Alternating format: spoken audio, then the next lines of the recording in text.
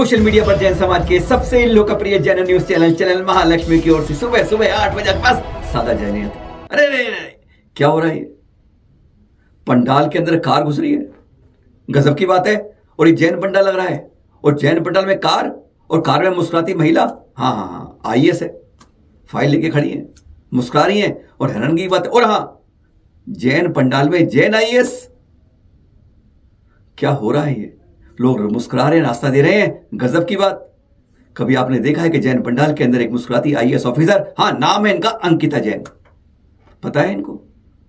विरले होते हैं जो आईएएस बन पाते हैं। और ये मुस्कुराती हुई कह जा रही है, कह रही है आईएएस बेकार है, अब मैं सीए कर रही हूं। हैरानगी होती है। जिस आईएएस बनने के लिए 11,52,000 ने इस बार अप्लाई किया था और उसमें से मात्र 180 आईएएस चुने गए।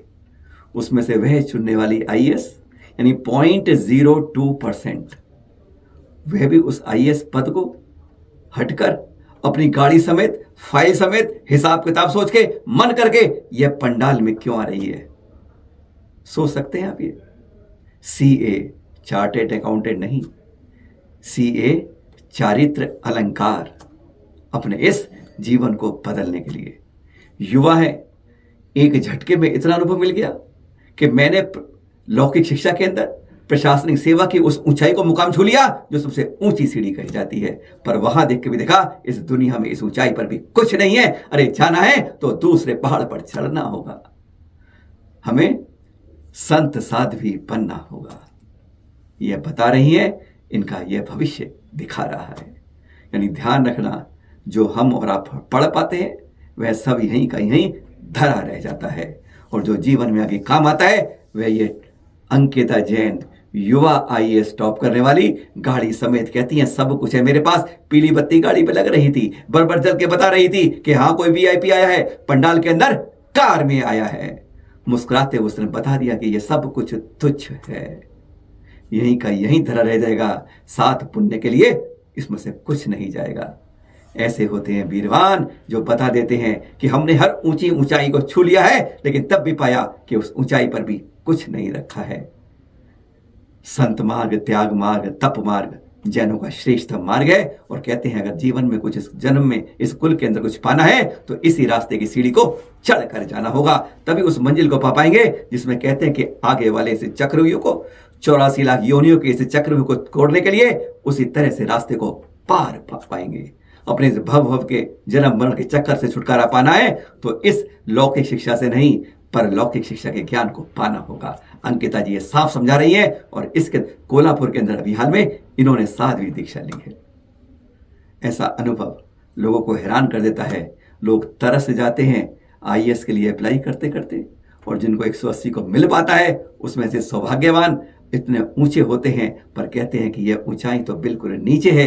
तप त्याग के मार्ग की पराकाष्ठा, उस ऊंचाई से देखो तो गगनचुंबी ऊंचाई वास्तव में कर्मों की निशा करने के लिए, शरण करने के लिए, क्षय करने के लिए उसके मुकाबले कुछ नहीं है। धन्य है ऐसे आईएएस जो सही रास्ते को चुनकर ऊंचे ऊंचे मार्ग पर चलते जाते हैं। बहुत बहुत अभिनंदन इनके साध्वीपन के रूप में, अब जिस रूप को इन्होंने पा लिया है। आज जैनों के दिमाग में एक ही जगह है, और वही चीज दमोह के कलेक्टर साहब और एसपी बैठे हैं।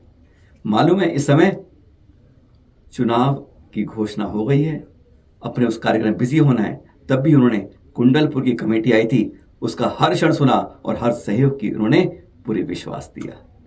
क्या चाहिए, कितना रास्ता चाहिए, कैसी व्यवस्था चाहिए, उन्होंने हर बात को स्वीकार किया।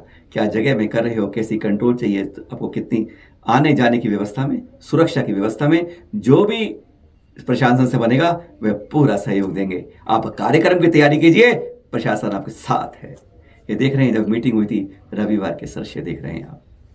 गजब की टीम जब लग जाती है तो गजब के परिणाम मिलते ही हैं। आप सहयोग के लिए आवाज उठाइए, आगे कदम बढ़ाइए, दूसरा सहयोग के लिए सदा तैयार रहता है। यह यहाँ पर कलेक्टर साहब और एसपी साहब स्पष्ट सांत्वना, भरोसा, विश्वास दे रहे हैं जैन समाज की इस कुंडलपुर कमेटी जो तैयार हो रही है। 100 एकड़ जगह ले रही है। गजब की बात, सोचने वाली बात। 400 से ज्यादा पीछे आ रही है। 2.5 लाख स्क्वायर फुट का पंडाल बन रहा है और बहुत कुछ अलग अलग कहा जा रहा है कि इतने लोग आएंगे, इतने आएंगे। जो कुंडलपुर के इतिहास में पहले कभी नहीं आए। और इसके लिए संतों का आना तो शुरू हो गया है। चलिए अब कुंडलपुर के दर्शन कराते हैं आपको प्राचीन वाले, और आपको बताते हैं कि कौन कौन आ गया है। अरे इनके संग नहीं, दूसरे संग को भी आ रहे हैं। वह नाम सुनते रहिए, दर्शन करते रहिए, गजब की बात है, आनंद की बात है। आचार्य ऋषि के शिष्यों के उपसंग यहाँ पर उनका आना लगातार अब जारी है। सबसे पहले यहाँ पर मुनिषी विशद सागर जी और मुनिषी निराकुल सागर जी कुंडलपुर पहुंचे थे, आपको ये बताते हैं।